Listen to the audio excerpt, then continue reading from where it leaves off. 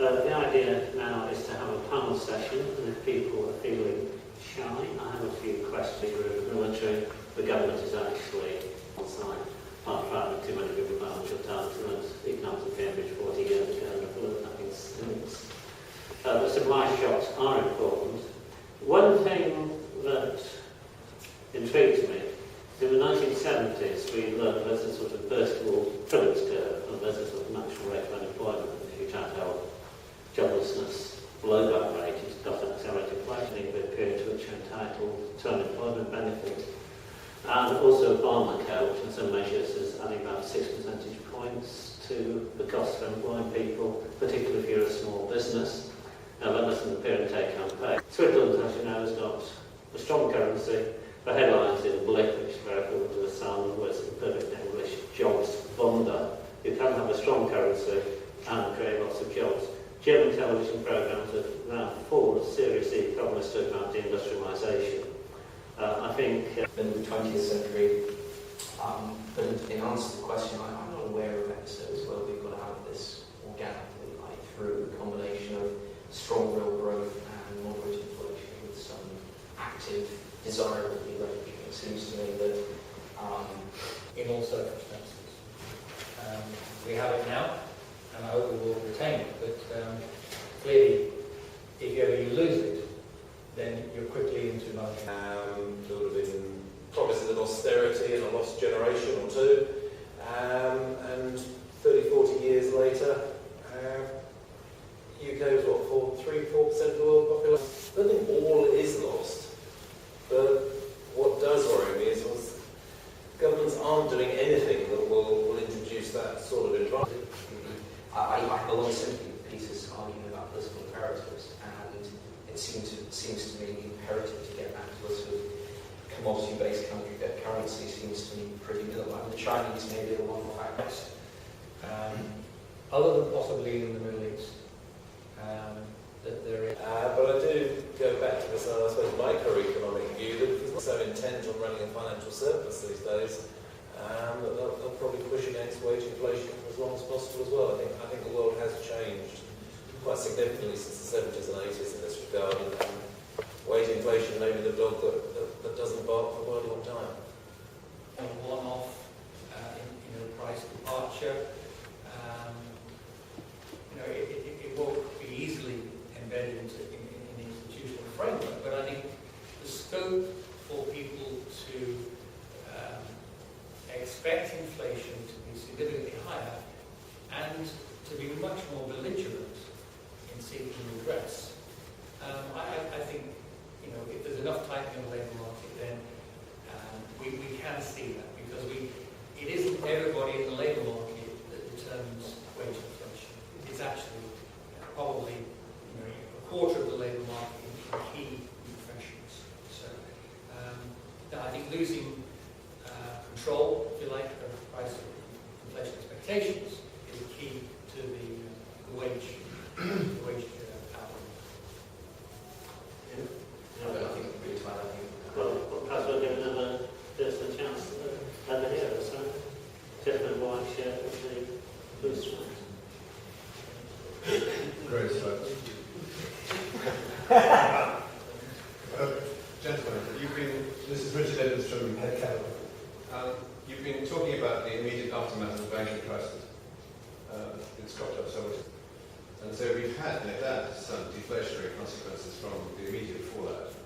But I'm tempted to ask you, is it not somewhat like a tsunami, possibly, when the first warning you get of it, if you're sitting on the beach, is that the water retreats and then turns around quickly, and then you're knee-deep in fishing boats 4 miles of land before you know where you are? Yeah, I think, my observation would be we convince ourselves falsely, that we've settled in a new world. I think that's the most dangerous time, when you can indeed be swept back in the opposite direction. And the point is that once we lose inflationary anchors, then we don't necessarily go from 2 to 3% inflation, we go to 2% to something, and we don't know what that is. I suppose I'd be worried. I love the tsunami metaphor, the tide came out from the developed markets, went into the emerging markets, and in theory we should then have had the tidal wave of inflation from the emerging markets back into the West, but that assumed that the emerging markets were in some sense profit maximising. It may just be that the money flowed into Chinese local governments and the Hong Kong banking system, and they found a way to destroy it. And it doesn't get to come back. I think I'd probably be leaning in that direction at the moment. Could I just add something on financial repression? If you think of it in terms of the banking sector's balance sheets, the bank has got liabilities, which are money, and it's got assets in which pull money through, but generally being sluggish. But crowding out of the private sector from access to credit, the money stock has not exploded. But once you get 100% of your assets over the government, the banking sector, and there is a impact of more time, that's when your inflation starts taking off. So that's an important thing to look at. Anyway, we do know that. Do we have any more questions before we break with it? The banking system is much more, banking operation is incredibly robust, over-robust in many ways.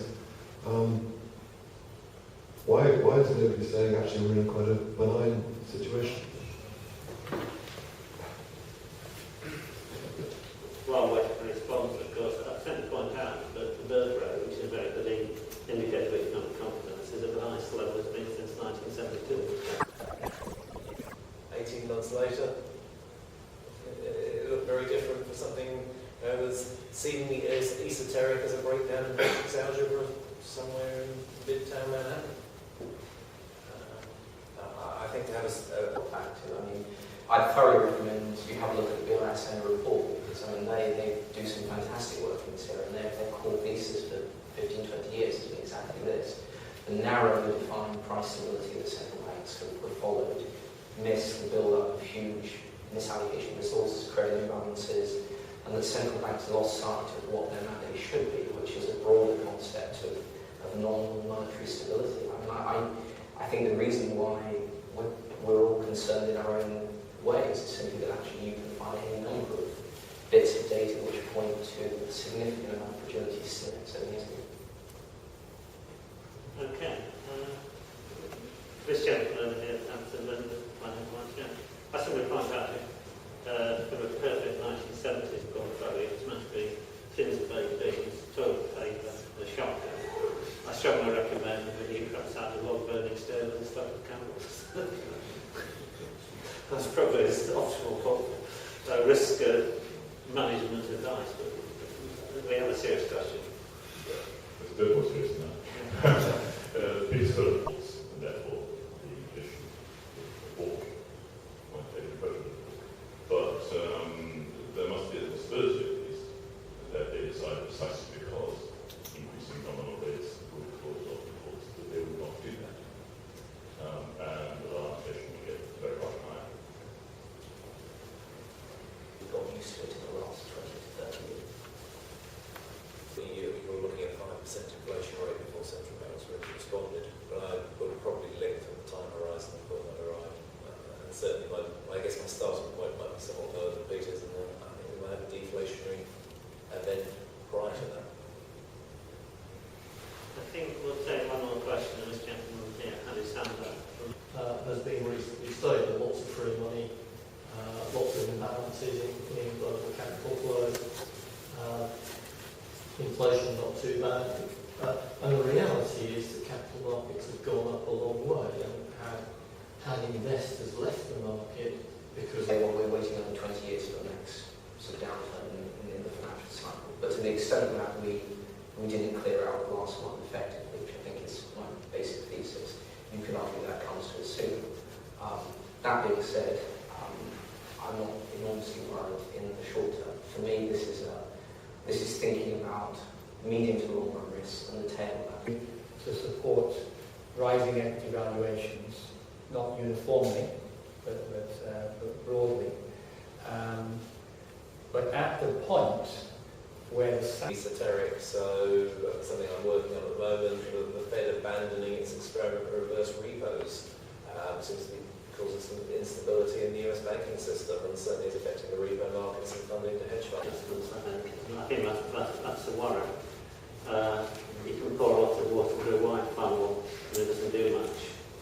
a very narrow funnel and it's half blocked, or it's going to go all over the place. And I feel likely for this, but if we do get changes in bond markets at some stage, it will